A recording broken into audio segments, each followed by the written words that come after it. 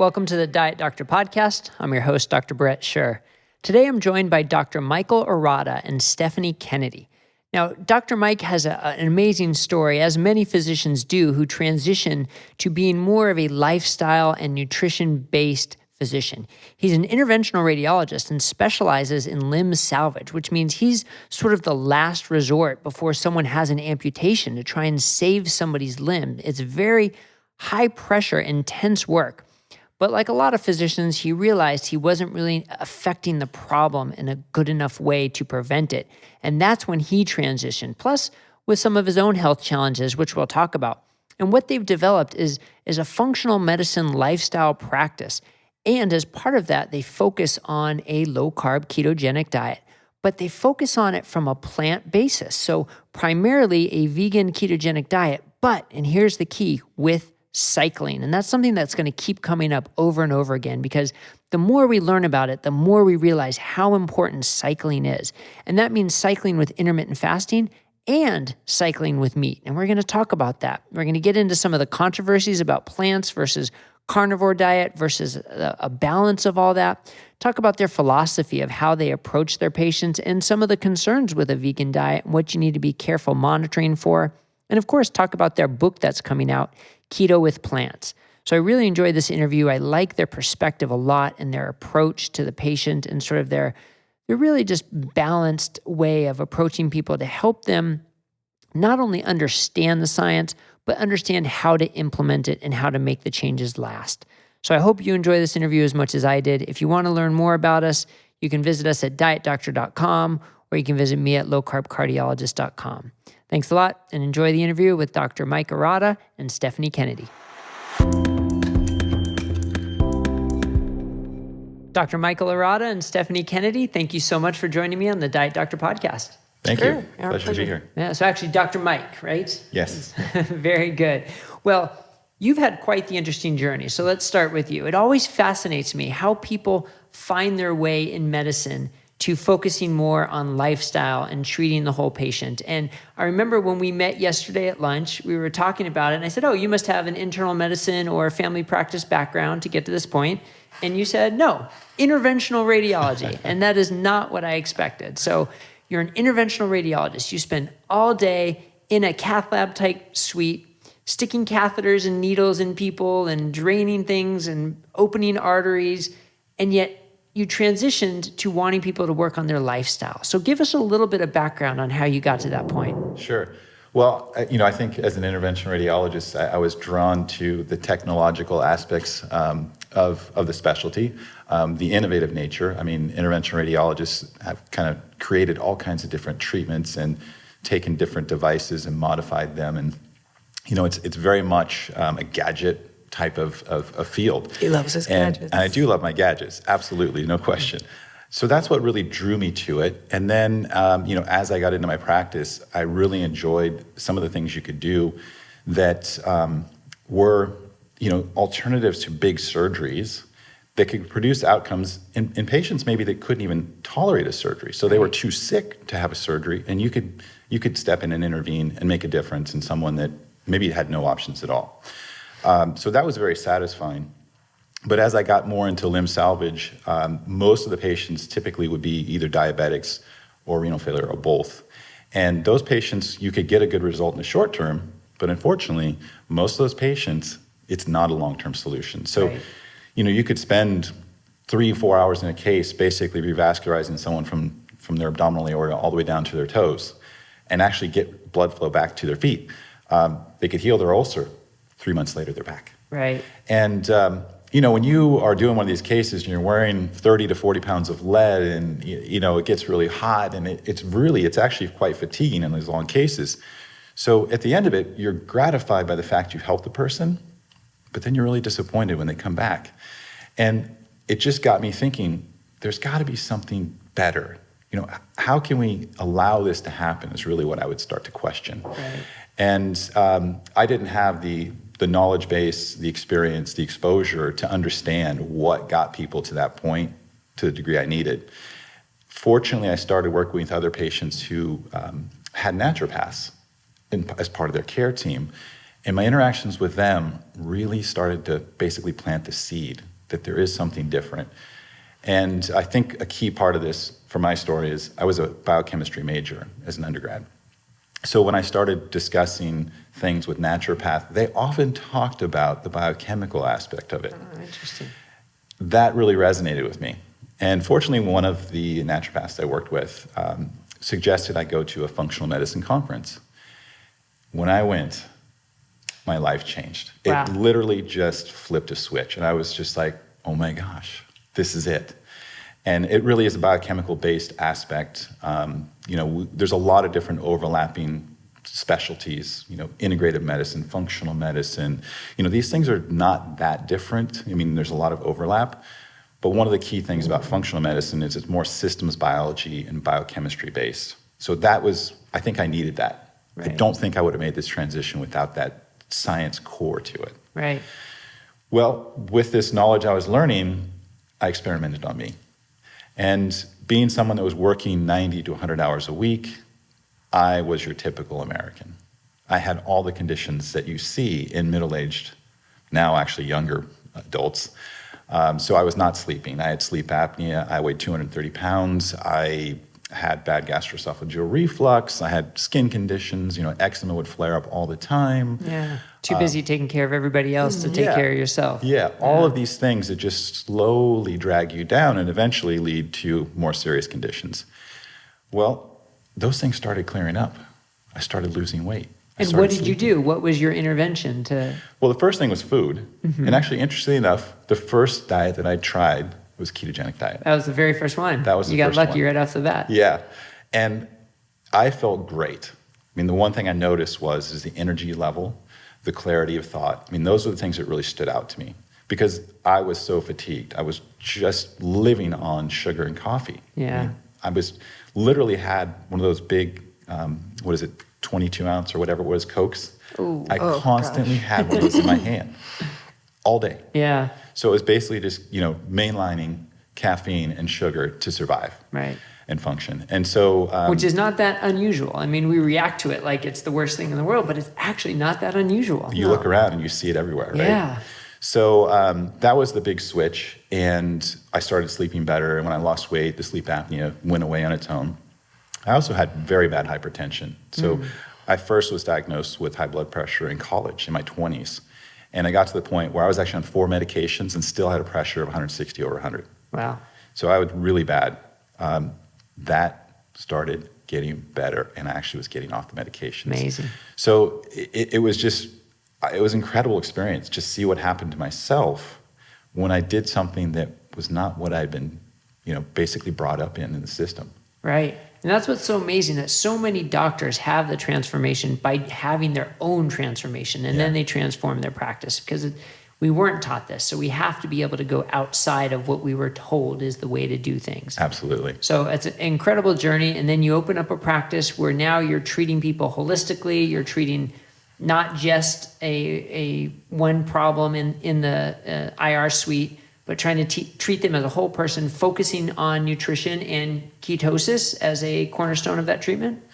Yeah, I mean, I think that I obviously had to go through a lot of educational processes, and maybe I did too much, but I just felt like I really needed to know this. Right. And so it was an evolution, and we've gotten to the point now where I do incorporate ketosis. I think it's important to understand where I'm coming from is I'm not really someone that advocates or uses therapeutic ketosis. I mean, I think it has its place, but not with the patients that I'm seeing. So we're focusing on nutritional ketosis. Right.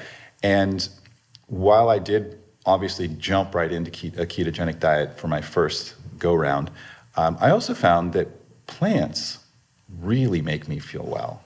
And it was kind of a revelation for us both because we did it together.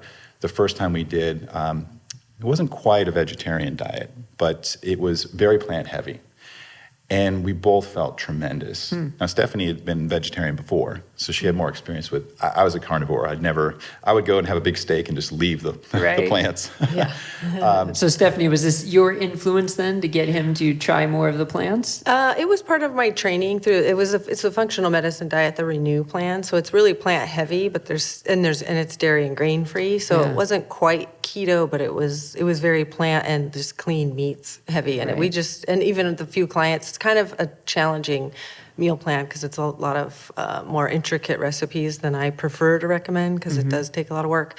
But the few clients I've gotten to do it have said the same thing. Them and their husbands are like, oh my gosh, I feel so amazing. And I felt like euphoric, just like this clean energy just buzzing through. It was pretty amazing, but yeah, it's a lot of work. So I'm trying to. Right, and that's what's so interesting about a ketogenic diet is there are so many different ways to do it. It sounds like it's one thing, but it really isn't. And some people are on one end of the spectrum and they're carnivores, and some people are on the other end of the spectrum and they're vegan keto. And they both can be in ketosis, they both can get benefits of ketosis, and they both can feel great. And one of the hard questions is there one that's better? Or if you're feeling great, does it not matter? So I know you've had some experience with a little bit of all of this. So tell us about not just your own personal transition to a vegetarian-based keto, but with your clients, why you have felt that's the better way to go. Well, I think I have to step back from trying to understand why we come to this conclusion to get to a really core principle. And that principle is that life is cycles. You can look at everything in life. You can look at night and day. You can look at the seasons, your birth and your death. So the idea that we are static and we are going to do the same thing over and over just is incompatible with every aspect of life, no matter where you look. And so I think that is true with how we eat. And the other aspect of it is that when we look at how the body repairs itself and heals and grows, it's a response to a stimulus. So that stimulus is a change. So I think that's an important element to eating. So I guess what I would say is there is no perfect diet. Right. What is perfect is to change, to have cycles. And if you look at what the standard American, more than just diet, let's say lifestyle, which we actually prefer over diet, the typical way that Americans live is static. Constant stress, not moving, eating continuously throughout the day, and generally high carbs. So there's really not a change anywhere in there. Right. It's a continuous exposure to something, and our bodies are not meant for that. That's not how we're built. Yeah. So I think that that's where we came to the idea that let's combine ketosis with plants and make it in a way that we actually incorporate cycling. And so I think in order to make that work and be practical, you have to fast. I don't think you can do this without fasting. So what length of fast do you think works best in certain situations? Well, we try to incorporate both. So we really like time-restricted feeding because I do think it's important to eat breakfast. Again, that cycle, the circadian rhythm, key element in my opinion. So we like time-restricted feeding at least a couple days a week. Okay. And then we also like to incorporate a more prolonged fast, typically 5 days. And one of the great products that's out there that really facilitates this is the Prolong Diet. We love it. It is fantastic. It makes fasting so easy to do. And let's be realistic. If it's not practical, people are not going to do it. Yeah, and that's what's interesting about the ketogenic diet is that I find people can fast much easier when they're already in ketosis. So, you can say fasting 5 days is hard. And for the average person, it probably is. For the average person in ketosis, I'm not sure how hard it is. It's not. Yeah. At least from my experience. Right. So with this in mind, we started to see, well, how can we help patients? And, I started working with my own patients, and my patient population is largely cognitive patients. So typically elderly patients. Again, it has to be simple. It has to be practical. Right. If you're dealing with elderly people in general, or more importantly, cognitively impaired patients, if it's not simple, it's not going to work. So fasting in elderly people can get a little tricky. Well, the The easy part for the fasting element with elderly patients is intermittent fasting. Okay. A lot of them do it on their own. Yeah. They don't even realize it. Yeah. You know, I mean, it's only a 12-hour maybe. Right. But they're actually doing it regularly. So getting them to extend it to 15 and 16 hours is not that big a stretch. Okay. It can get a little bit trickier when you start doing a more extended fast, but that's where I think Prolong is fantastic. Got it. And so I'm regularly having patients well into their 70s using Prolong and finding it quite doable. Yeah. And so that's, again, it kind of fits in because it's plant-based. So it's just a nice fit for what we try to do with our patients. And then the other population, kind of at the other end of the spectrum, is I see young patients with dysautonomia and POTS. And for them... Postural orthostatic tachycardia syndrome for Thank the you. listeners, where you stand up and your heart rate shoots through the roof and you feel lightheaded and awful. Exactly. So for that group, the proportion that are related to autoimmunity, it's estimated to be about 50%. I think it's actually higher. I think that we're not identifying antibodies that could perhaps be 80% of that population. So I think it's a strongly autoimmune driven condition. And obviously the mitochondria are very much involved in it. And then of course the gut with the microbiome. So Right. for that population, this approach, this lifestyle actually helps them too, which is really fascinating. It's actually surprised me. Yeah. Because you have patients that you would not think that fasting would help, and it really does. That's so interesting because in a cardiology world, people with POTS, it's fairly frustrating because there's not a whole lot we have to offer them. You increase your hydration, you increase your salt, you can try and wear compression stockings, but it's fairly unrewarding because they tend to not get better that very quickly. But if a nutritional intervention like this can help them, I've got to start trying that with them. I haven't thought of that before. Yeah. Interesting. No, the first positive response I got really blew my mind. You know, it was I think 22-year-old young lady and very debilitated, just basically could not function. Right. And within 2 days of fasting, she started to tell me, I'm feeling better. Yeah. And after she continued it, she's feeling great. Yeah. So it was really kind of, this is incredible. And so I started using it more. And so again, it's kind of two ends of the spectrum. I personally wouldn't feel comfortable with a child, taking this approach and fasting. Right. But I think a young adult, absolutely. Yeah. It's very well tolerated. So Stephanie, you're the sort of day-to-day coach with a lot of the clients you see. And the knock against a vegan keto diet is that it's hard. And you have to really prepare and spend a lot of time thinking about it to make sure you're getting adequate levels of fat, even adequate levels of protein, and preparing all your food. So what are some of the tricks or the tips that you think are the top ones to help people who want to follow a more plant-based ketogenic diet? Well, Colors.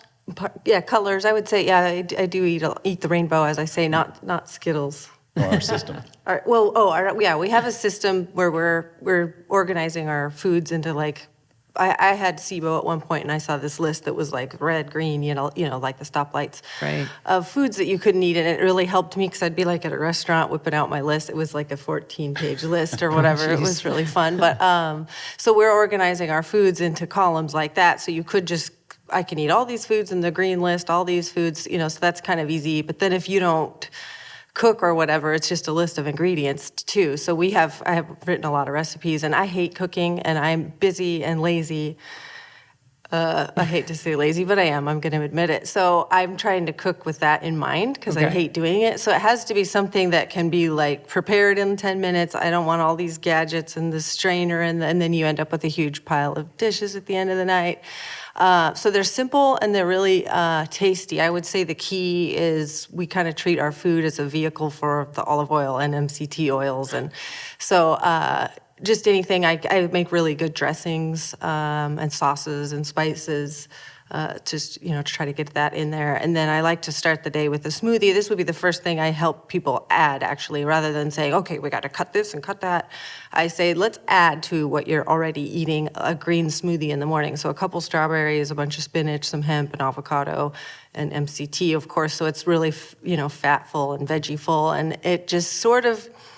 it fills a lot of voids. You could eat a ton of pizza, but you can't sit down and eat bucketfuls of kale salad because all the nutrients that your body is wanting have been met. And so it's like, oh, I'm good, and it shuts it off. But with pizza, it's still like, no, I still don't have it. I still don't have it. So you could just gorge. So this starting your day off or lunch, whatever you prefer for the green smoothie, sort of ripples out, and it kind of naturally has them cut back on other things. So it's just a nicer start to, hey, we're going to meet and we're going to add something to your diet instead of take it out. So I try to do little twists like that to make these changes a little easier, and we try to incorporate it a little bit more slowly rather than he can just turn on a dime and transform everything, but not most of us can't do that. So I try to be like, let's prioritize the changes, let's do them slowly and incorporate them. And once it's like working in your life, then we'll look and add the next one. And so I kind of slow everybody down and keep everybody realistic. And that's a great approach for people to hear, because we talk about so much information and we give so many tips, and people think they can just run out and do it right away. And yeah, like you said, most people don't work that way. It's a process. And so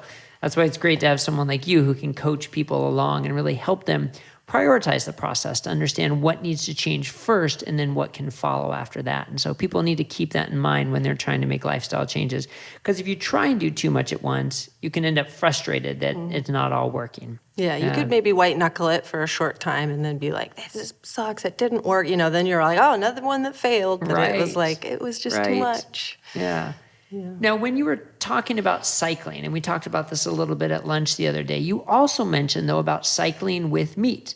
So it's not that you're 100% all plants, no meat, but it seemed like you felt, if I can put words in your mouth, that cycling with meat was also important. So talk to me a little bit about that.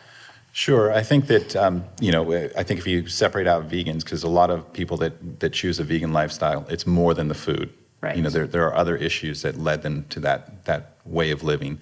And I think that for our style, it's possible to maintain a vegan ketogenic style of eating, but it's difficult. Yeah. We'll be the first to tell you it's difficult. Right. If you're more of a vegetarian plant-based, it's certainly much easier to do. But I personally, the way we eat is actually to have some meat. And the way we do that is we try to eat meat in a 24-hour period, roughly once a week. Okay. Now, we don't always stick to that, certainly in things like conferences and things, traveling, it gets a little bit more challenging. And so we're flexible and pragmatic about it. But ideally, we would say, go through your weekly cycle, which we do a 5-day plan, and we try to encourage people to do 3 days of time-restricted feeding in that 5 days, and then have a meet-up day. And for that day, you have meat with each meal. Now, it's not necessarily gorging on huge steaks. We're talking small serving sizes. Okay. But you're having animal protein with each meal. Yeah. And the way I like to think about that, and the way I explain it to patients is that we are omnivores. And to think that we're omnivores that had access to animal meat every day is not realistic. Right. I mean, you can just look around the environment. And what would happen is you would have a kill. You would capture some sort of animal, whether it's a fish, a bird, or a rabbit, whatever it is, and you would eat a lot of it. You would eat it for a day or two while it's still fresh. Right. And I think that's how our bodies are designed. And so that's kind of how we styled the plan, is to do that. And what it's doing is providing nutrients that you don't necessarily get from plants. Absolutely. I don't think that necessarily animal products are bad in that sense that some people do think they are as far as health goes. But I think the problem is that the meat that we have readily available is bad. And my approach is kind of beyond macronutrients. So we can talk about, sugars and fats and things like that, and that's important. But I think even more important are the fatty acids that are present in the fats. And if you look at the meat supply in this country, not only is the omega-6-3 ratio really poor, but you have really elevated levels of palmitic acid. Palmitic acid is, very inflammatory. It activates T1 and TH1 and TH17. So not only do you have inflammation, but you have revved up immune system, and that's what causes atherosclerotic plaques. So I think that if you have really good quality wild game, it's completely different than the hot dog that you get in your grocery store. Absolutely, right. So I think that's important. And if you look at some of the things that become deficient in vegans in particular, there are things that actually meat are very rich in. So Right. for example, B12, carnitine, those are very key elements. And in fact, if you look at people who are ill, who are going to try to incorporate ketosis, they're going to struggle if they have mitochondrial dysfunction. So if you're going to do a more plant-based ketogenic style diet on someone with mitochondrial dysfunction, they are going to struggle without carnitine. Right. It's essential. So meat is a great source of carnitine. So is once a week enough to supply those people with the carnitine they need, or will you still supplement? And the same question for B12 as well. Great question. So I think for the healthy individual, I think you probably would do fine with just once a week meat, but not sick patients. Yeah. And so we would regularly recommend relatively high doses, actually, of carnitine supplementation. The B12, my preference is actually to test for it. I think that routine testing of key nutrients like vitamin D and B12, they're so easy to do. And you can actually measure this and treat it, as a titrated treatment rather than just take this pill. So let's talk about that for a second, though, because there is a normal range in the lab. And that is derived from, thousands of patients who they thought were healthy, and they checked their levels and defined a normal range. Does that apply? Do you think that's a true normal range? And where do you shoot for the levels in that range? Well, you can see she's giggling, so no, I don't. Okay. So I like to use the term reference range. Right. And the reference range includes a lot of unhealthy, malnourished people. So certainly with vitamin D levels, I really would encourage people to do much higher than what's considered normal. So like a 40 to 60 or? That would be a bare minimum. A minimum, all right.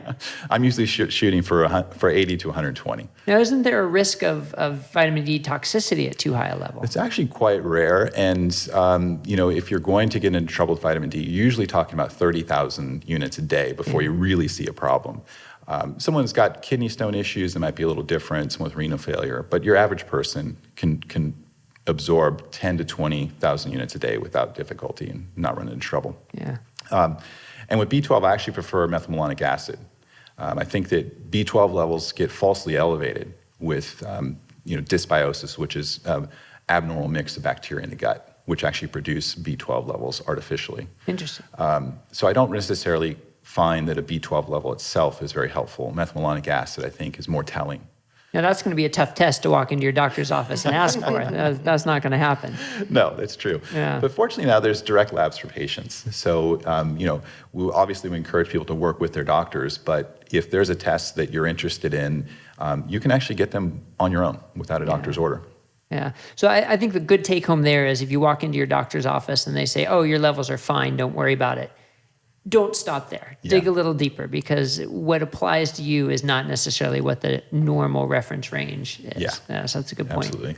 So rather than just supplementing, you test with the B12, but you would supplement with the carnitine in someone who does have some mitochondrial dysfunction, but someone who's healthy and eating meat once a week, you're fine with not supplementing, if I could just summarize that. Yeah, we haven't seen that be an issue, and obviously there are going to be circumstances that may arise where it could be a problem. But in general, I think a healthy individual with no indication of mitochondrial dysfunction is probably going to do fine if they're getting enough meat one day a week. And then what about omega-3s and iron and calcium, and any concern with those? So certainly the mineral component is a problem with ketosis, becoming deficient in those minerals. We're not really deeply in ketosis, though, so I don't think it's quite the issue that you would have, for example, with a therapeutic ketosis. And when you say therapeutic ketosis, are you talking about certain levels, like above 3 for beta-hydroxybutyrate? Are you talking about using exogenous ketones? What do you mean when you talk about therapeutic ketosis? Great question. So our goal is basically to get to 0.8 to 1.5. That's kind of our level of ketosis that we're shooting for. And in that circumstance, I don't think we're seeing the level of fatty acid oxidation that we're going to deplete the minerals to the level that you would with someone at 3, 5, et cetera. With iron, I think that with a menstruating female, it makes sense to supplement iron. Right. But I think most men, that's not a big an issue. And certainly if you're having meat once a week, I think you're going to be okay, assuming no other chronic illness. The things that I think that can be helpful in terms of supplementation on the mineral side is absolutely, and this I think applies to most people, is magnesium. I think most of us walk around magnesium deficient. Right. So that's one that I give basically to everyone. And the other thing with that is there's not a good test for it. So I don't have a way to titrate it. So I kind of just give it to everybody. And generally it makes people sleep better. And when people sleep better, they feel better. They feel better. So that's kind of just an automatic one for me. Yeah. And then, if you look at the other aspect of the minerals, I think that food tastes better when you season it. And so certainly just having them add salt to their meals, Right. which most people are okay with and tolerate. I don't think you need to get to the point where, you're using supplements. We just haven't seen that be a need. Yeah. So actually, let me interrupt up there for a second. So Stephanie, is that something that you try to incorporate into a lot of the recipes, different seasonings to help with the micronutrients? And what are some of your favorite ones for that? Oh, gosh. I'm just thinking about my super lazy salad dressing would be like olive oil, lemon, Dijon, and then I like to put rosemary, thyme. Thyme is my favorite. And then I always use that pink salt, the Himalayan pink salt. I think all of the herbs are really good. One of my favorite mixes, I like to get mixes too because, I like to be quick. I'm trying not to use the word lazy. But at Trader Joe's, they have an organic mixed herb salad mix. So there's you get kind of random bits of herbs in each of them. They're just kind of different. So there's like dill, there's all kinds of stuff in them. So we try to use fresh herbs as much as we can in things because they're so high in antioxidants and flavor, let's face it. Right. A lot of that. And I guess, what else do I put in there? I guess you don't really keep track of what I do in that. But I think that's a good starting point and tips to find sort of prepackaged, like at Trader Joe's, you're saying they have sort of the prepackaged ones that you can use. And because let's face it, we have to keep things easy if we're going to be compliant with it. And that's probably a big part of what you do is to help people stay on course. But I do say you should make your own dressings because dressings, they use canola oil or soybean oil or whatever in them as a base. So, but it literally, I've timed myself when he's like, I've got to go, will you make me a lunch? And so I'm still like, I have those little to-go, I get a little tiny Tupperware cup and just squeeze the half a lemon, the scoop of Dijon, the olive oil, shake it up, mix it with some herbs. It's so fast, but it's so important to make your own dressing. So, so I definitely don't cut corners on dressings. But the Trader Joe's does have one, I think it's called a Green Goddess in with their mixed salads. That's an olive oil based one. Interesting. So that's a nice one to use. And I'll thin it out with a little olive oil, but it's a nice one to give you a quickie boost. Okay. So I would like to touch on the omegas though, if we could. Oh, yeah, please. So I think one of the important things to understand about omega-3s, it's the ratio is what's really important. Mm-hmm. And when you're not consuming a lot of the more, basically, what's the word I'm thinking of? Like the pro-inflammatories, omega-6s? Yes. So the food supply that we have is very much tilted towards omega-6, and in particular the meats.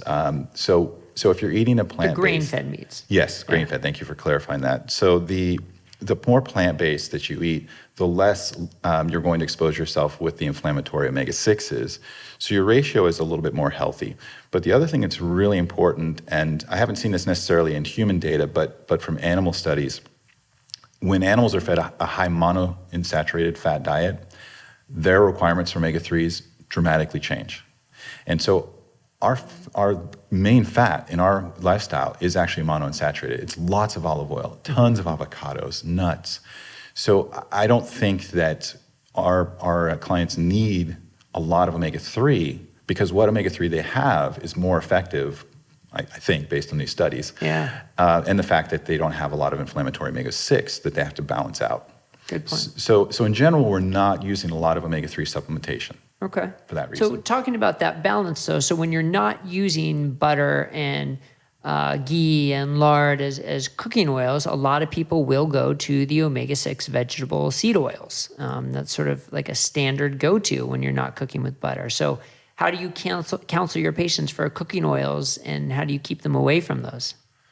Well, we definitely don't want them to go to those oils. No, we teach them that they're evil. Good. And what are some of your favorite substitutes? Avocado oil. So we really like to cook with avocado oil. Yeah. And then we just literally encourage people to drink olive oil. So if we say at the end of your salad, take your bowl and just finish the rest of your oil.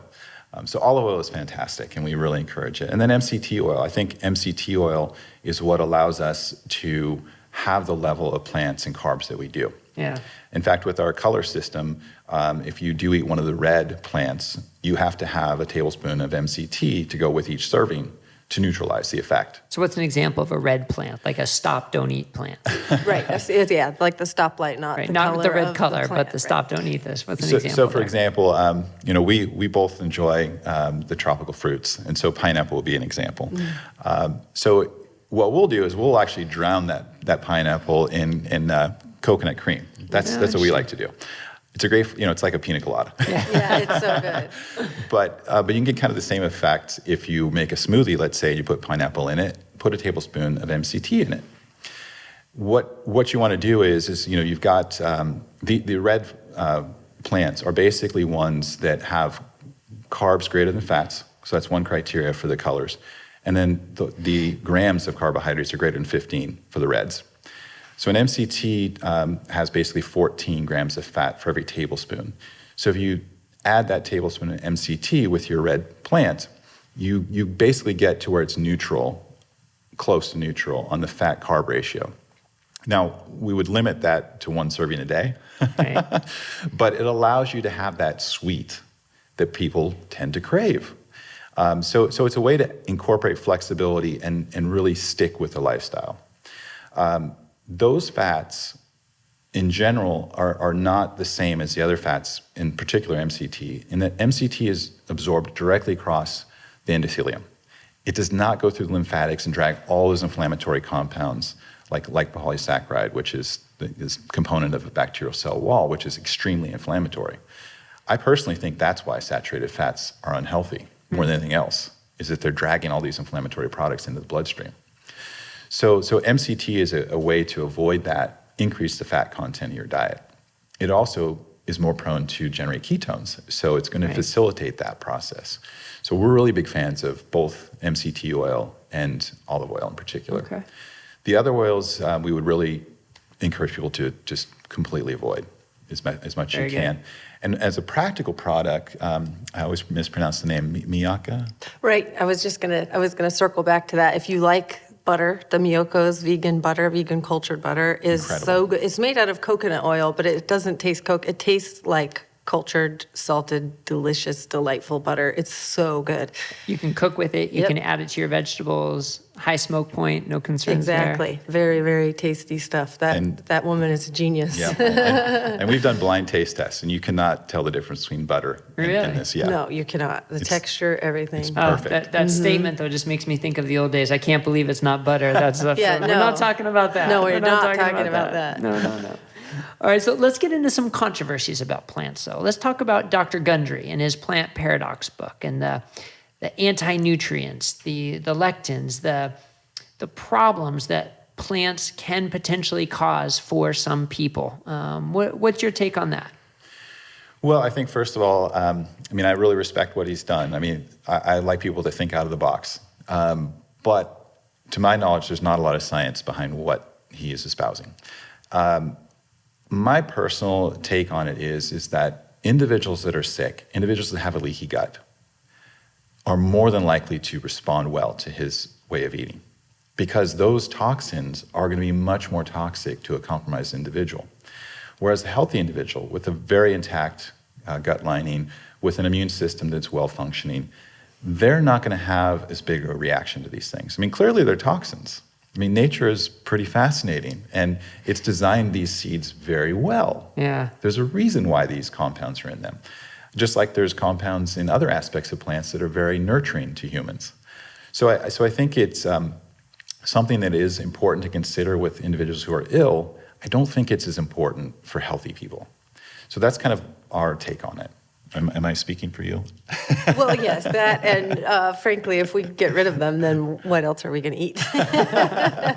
Right. Okay, but the next step then is that some people do feel better when they get rid of plants. And that's where this whole carnivore movement is coming from. And Sean Baker being the king of the carnivore movement because of just what a powerful and strong and imposing figure he is with the amazing things he's accomplishing. But then even people like Georgia Ede, who take a more maybe philosophical approach to it, or, and she's seen all the benefits in herself by getting rid of plants and going perfectly carnivore. And what's your take on that when you see people feeling better and sort of thriving on a pure carnivore diet? Well, I think it would go back to, some things that are similar in the sense of the biochemistry behind, meat, let's say, in the sense that, mTOR is a fantastic thing to stimulate, but do you want to have it turned on all the time, your entire life? Right. I don't think so. Elevated levels of insulin growth factor. I mean, these are things that have positive effects, but like everything, if we really look at life, it's in spurts. Right. And so I think that these types of styles of eating can make people feel well, but I don't think they're a good choice for the longevity of their life. And that's the thing, is we don't have a snapshot of 20, 30, 50 years of eating a carnivore diet. We have months or maybe a year or two. Well, people could point to, I guess, the Maasai and the Inuit, that they were close to a carnivore diet. Maybe not completely, but they were close. So there's some evolutionary basis there.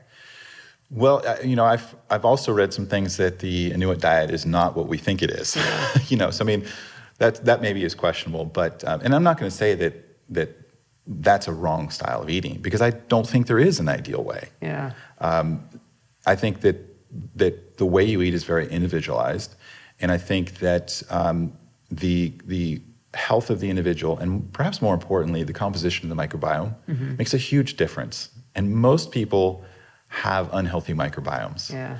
And so if you eat meat only, that is much easier on the gut to digest, and you're going to have less issues with doing that with an unhealthy microbiome than someone who jumps in and has 50 grams of fiber a day out of the gate. Right. They're going to struggle. Right. That's a great point.